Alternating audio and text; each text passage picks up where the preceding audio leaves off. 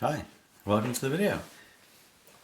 In this video I'd like to showcase some cool Zlob modules. So I'll zoom in to these modules so you can see what's going on here. So I'm going to show a patch that's using the, all three of these modules actually. So on the left hand side we have the Zlob VCF, the SVF. This particular filter, really nice sounding filter actually. So it has some multiple inputs. So we have the main input here. We have another input here that can either be used as a ping input or a second input.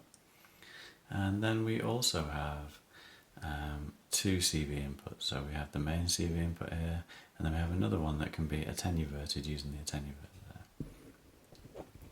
Next, I'll be showcasing these two. So two dual VCO modules from Zlob Modular. Beautiful sounding modules.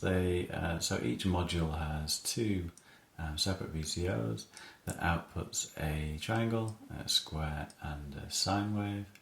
The input can be linear or exponential, and when there is a CV input, there is a fine-tune knob here that's used to attenuate the CV input. Without it, it's used to fine-tune.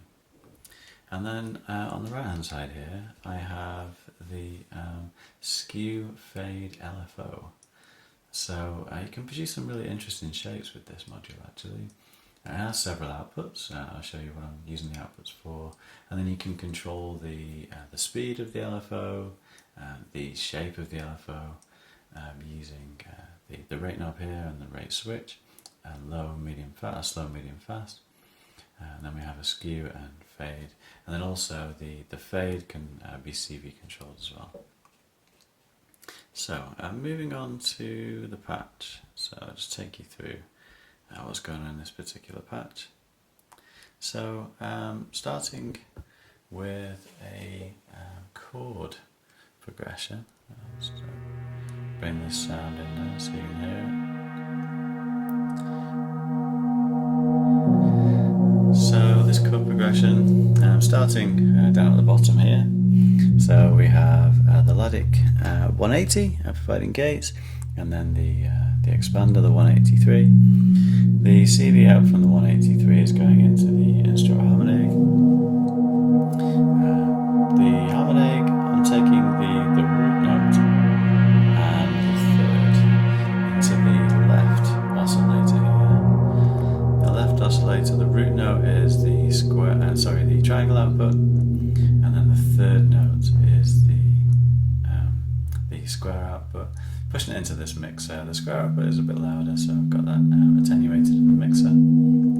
That's going out, it's going into ripples. Out of ripples, we're going into Veils VCA, and out of Veils, we are going to FX8 up here to apply a little bit of chorus and reverb.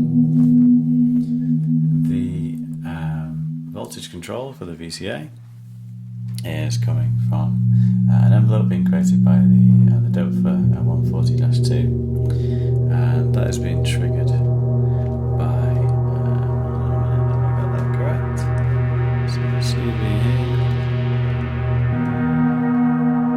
and that's being triggered by the Turing machine. We also have ripples being modulated, so it's being modulated by first of all, the top output from the Skew Fade LFO, and then the attenuverter input is also being modulated by the bottom of the Skew Fade LFO. So that's the chord progression you can hear, sort of drifting in and out, just a gentle chord progression. I also have two more voices which are utilising both voices on the right hand side, dual VCO here. Let's bring the melody in first.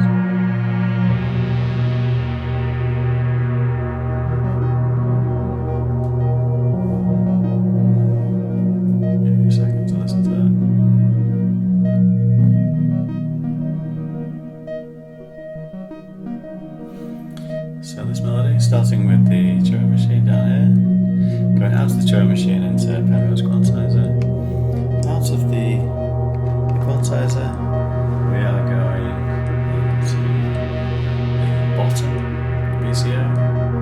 We've got the square wave output from that VCO going into the VCF here, the Zlob VCF. Out of the low pass output, we're going into Veils. Out of Veils, we're going into the mixer, and then up to FX8 for some reverb. We have the VCF being modulated by the Behringer 140 here. I have a sine wave, relatively slow sine wave coming out. That's going into the attenuvertible CV input on the VCF. Just got it attenuated slightly. You can hear that melody is drifting.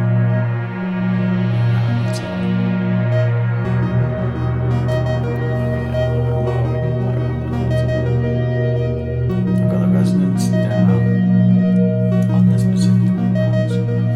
The resonance sounds beautiful. You can make some crazy sounds actually, in a similar way to the polybox on the left-hand side. On the back of the module, there are some jumpers that allow you to configure the VCF regulator. So you can configure whether it resonates like crazy or not, whether it self-resonates. And you can also configure this input here to be either a second input or